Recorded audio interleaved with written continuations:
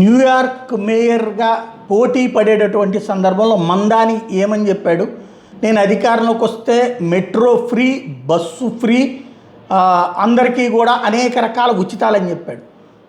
మాటలు కోటలు దాటిని, చేతలు గడప దాటకపోగా రివర్స్ అయినాయి.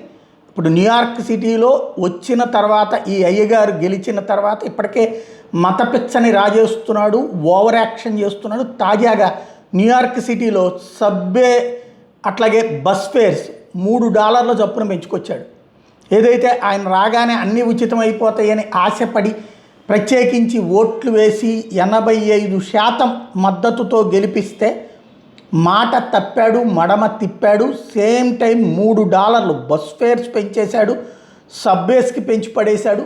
తద్వారా ఫ్రీ అన్నటువంటి మాట కేవలం అబద్ధాలు అన్నటువంటి తేలిపోయింది. న్యూ ఫేర్స్ని రిలీజ్ చేయడంతో ఇప్పుడు ప్రజలందరూ నిలదీస్తున్నారు, నువ్వు చెప్పిందేంటి, చేసిందేంటి, చేస్తున్నది ఏంటి అన్నటువంటి పాయింట్తో.